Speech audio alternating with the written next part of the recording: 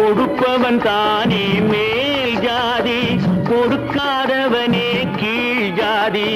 படைத்தவன் பேரால் ஜாதி வைத்தான் பாழாய் போன இந்த பூமியிலே.